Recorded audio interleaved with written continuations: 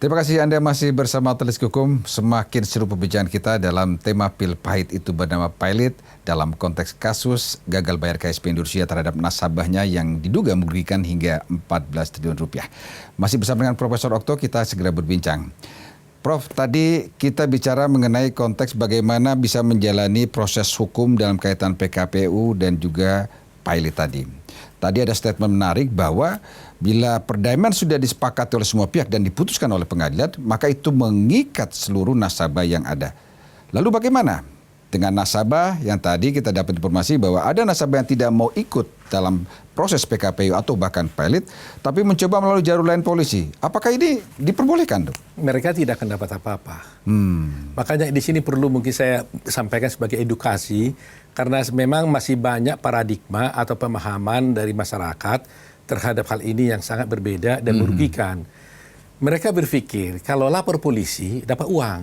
Oke. Ya, hampir 85% masyarakat pada umumnya di Indonesia kalau ada kasus-kasus ini menganggap lebih cepat kalau lapor polisi. Padahal perlu diingat, kalau kita lapor polisi, polisi itu tidak berwenang untuk memberikan uangnya kepada kita. Polisi tidak, umpamanya ya, disita polisi lah hartanya si debitur. Polisi itu tidak berwenang membayarkan itu kepada kita. Polisi hanya menangkap orang itu, memprosesnya, dibawa ke pengadilan, nanti pengadilan menghukum. Gitu. Tapi selama ini pikiran orang, kalau dia lapor polisi, uangnya didapat. Nah, lantas bertanya, kenapa saya waktu itu pergi ke polisi? Tujuan saya ke polisi bukan supaya uangnya dapat. Saya laporkan ikut di PKPU. Hak saya sudah saya daftar di sana. Saya datang ke polisi hanya meminta polisi, tolong Pak Polisi, supaya disita harta-hartanya ini. Nanti kalau terjadi, jadi jangan sempat dulu hartanya ini dialihkan kemana-mana. Tujuan saya itu bukan supaya uangnya dapat dari polisi. Nah, tapi kalau uangnya nanti sudah Pilot, maka kurator nanti bisa mengambil harta itu setelah disita oleh polisi. Tapi banyak sekali masyarakat keliru. Dikiranya ini akan polisi bisa bayar pada dia. Polisi nggak punya kewenangan membayarkan itu kepada menyelidik, kemudian memberkas, mengajukan ke pengadilan. Pengadilan yang memutuskan. Sementara pengadilan belum tentu memutuskan ganti ruginya, gitu Prof ya. Pengadilan bisa saja kalau itu dinyatakan berasal dari kejahatan, dipakai untuk kejahatan, maka pengadilan akan merampas itu untuk negara. Tapi dalam konteks, ya artinya larinya ke negara, bukan kepada si kreditur. Ini kasus yang terjadi dengan beberapa travel agent dulu ya. First travel ya. Contohnya. Di sana PKPU terjadi, dilaporkan polisi, diproses, akhirnya hakim memutuskan harta ini dirampas untuk negara. Kreditur nggak dapat apa-apa. Nah, lain halnya, ini saya jelaskan pada masyarakat sebagai edukasi ya. Lain halnya begini, barang kita, saya punya berlian, dicuri orang. Tentu saya lapor polisi dong. Betul. Nah kemudian polisi nangkap, hartanya disita, berliannya disita. Nah nanti setelah ini kan bisa kembali kepada kita, baik melalui polisi, baik melalui pengadilan, nanti diserahkan kepada pemilik. Nah jadi ini kasihan sekali masyarakat ini. Dikit-dikit lapor polisi aja bercepat, gitu kan. Nah lantas orang bertanya, kalau begitu kenapa orang melapor polisi dalam kasus seperti ini? Orang melapor polisi biasanya, kalau orang ada penipuan umpamanya, dilapor polisi, biasanya orang itu takut ditangkap. Daripada takut ditangkap, dia kembalikan uangnya. Ya kan? Ya, betul. Nah itu yang terjadi dalam praktek, yang terjadi under table penyelesaiannya kan gitu. Tapi dalam kasus seperti ribuan orang, 14 triliun, bagaimana mungkin kita bisa menekan si KS ini korporasinya? Nggak mungkin KSP-nya ditekan. Ya kan? Jumlahnya besar kan begitu. Jadi saya pikir masyarakat harus memahami, daftarlah kepada hak-haknya itu.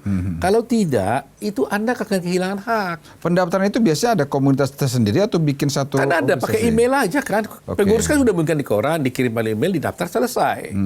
Nah, nanti kan diverifikasi. Tadi juga hari ini ada rapat verifikasi. Nanti akan disebutkan di situ, berdasarkan verifikasi di dalam rapat kreditur, maka ditetapkanlah siapa kreditur yang sah. Ya kan? Nah, kreditur yang sah inilah yang nanti yang punya dapat bagian seandainya ada PKPU perdamaian yang dibayarkan dan ada yang Pilot. Di luar ini nggak dibayar lagi. Artinya kerugian sudah 2 kali nih, bila tidak ikut tadi perkumpulan tadi Pak ya? Iya, kalau dia tidak ikut datang ke pengadilan untuk mendaftarkan PKPU, maka dia kehilangan tagihan. Iya, walaupun dia melapor polisi, walaupun belum bisa nangkap, polisi nggak bisa ngasih ganti rugi juga dia. Sekiranya juga pengadilan nanti, umpamanya, pengadilan menetapkan harta ini dibagikan kepada kreditur umpamanya, kalau pilot umpamanya, maka si kurator tidak bisa juga membayar kepada dia. Oke, karena dia tidak termasuk dalam daftar kreditur yang sah. Oke, bicara polisi Pak, apa yang bisa polisi lakukan dalam konteks PKPU? Kalau PKPU sebenarnya, kalau polisi ini hanya membantu masyarakat untuk melihat apakah ada tindak pidana di sana. Oke. Kalau ada tindak pidana, terlepas PKPU dikabulkan atau tidak dikabulkan, dia tetap harus proses kasus itu. Berarti karena ini bukan delik aduan. Oke. Ini bukan delik aduan, jangan hentikan kasus itu. Kedua, kalau ada TPPU di sana, tindak pidana pencucian uang, sitalah cepat barang itu supaya nanti apakah PKPU, apakah pilot, uang itu bisa diserahkan pada si kreditur yang berhak gitu. Tapi kalau polisi tidak melakukan penyitaan, membiarkan itu terjadi dan berharap bisa ada perdamaian antara kreditur dan debitur, nah itu pasti si krediturnya dirugikan.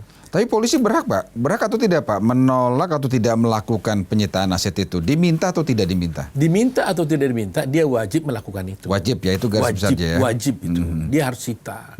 Artinya karena tidak ada pilihan, tidak ada argumentasi, polisi menolak dengan berbagai alasan kaitan dengan persoalan ini ya? Tidak bisa, apalagi gini ya, kalau polisi ini kan belum ditahan, satu orang belum ditahan. Saya juga heran, kok begitu kasusnya besar, nggak ada satu yang ditahan. Katanya udah tersangka. Saya dengarnya alasannya kalau ditahan nanti dia tidak bisa bayar hutangnya. Ini menurut saya kan nggak masuk akal nih. Iya kan, nggak masuk akal loh. Ya kan? Nah, kalau sudah ada cukup bukti orang ini melakukan kejahatan, maka agar dia jangan melarikan diri, agar dia tidak menghilangkan barang bukti, dia patut ditahan.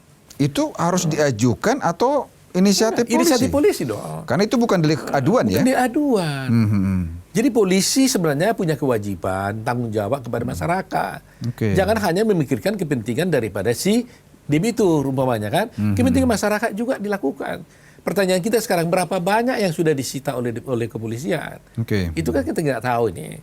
Jadi harapan saya sebenarnya, kasihanlah. Mari kita kasihan kepada si kreditur ini. Tadi kita lihat di tayangan tadi itu, coba kita lihat kan, sampai dia makan bubur. Apa kita tega membiarkan seperti itu? Gitu ya. Pak, bicara PKPU dan juga tadi bicara edukasi. Apa sih tahapan yang harus dilewati Pak sebelum kita mengajukan PKPU atau kepailitan apabila kita merasa dirugikan dalam konteks contoh seperti kasus KSP Indosuria ini? Tahapannya itu sebenarnya biasanya kalau orang menitipkan uangnya di koperasi seperti ini, kan dia pasti sudah tagih kan, pasti sudah tagih. Nah kalau sampai sudah, kan di sana ada bilik deposito. Kalau sudah jatuh tempo, itu kan pasti kan harus dibayar. Nah kalau sudah tidak dibayar, ini saya kira berarti kan penipuan. Dia sudah, ya bisa dia dikatakan penipuan kalau ada unsurnya, tapi paling tidak uang prestasi yang pasti, gitu kan. Nah kalau uang prestasi seperti ini bisa melalui gugatan perdata biasa, bisa melalui kepailitan, bisa melalui PKPU. Ya kan? Kalau masih mungkin ada harapan bayar, bisa perkara biasa gitu loh. Tapi inti sebenarnya di sini menjadi heran saya, pemerintah juga harus melihatnya di sini. Oke, Pak Oto, ini semakin menarik. Tadi kita bicara mengenai bagaimana pemerintah harus terlibat. Kita akan bicarakan dalam segmen berikutnya karena penting dan menarik bahwa pemerintah seharusnya menaruh perhatian terhadap persoalan besar ini. Karena bukan hanya melibatkan 2, 3, atau 10, 20 orang. Ini sudah ribuan orang dan sangat meresahkan. Kita segera kembali. Dan pemirsa Televisi Hukum, dalam segmen terakhir nanti kita akan coba mendengar ulasan maupun kesimpulan akhir dari narasumber kita, Bapak Oto Hasibuan, terkait kasus gagal bayar KSP Indosuria terhadap nasabahnya yang diduga merugikan hingga triliunan rupiah. Kami segera kembali.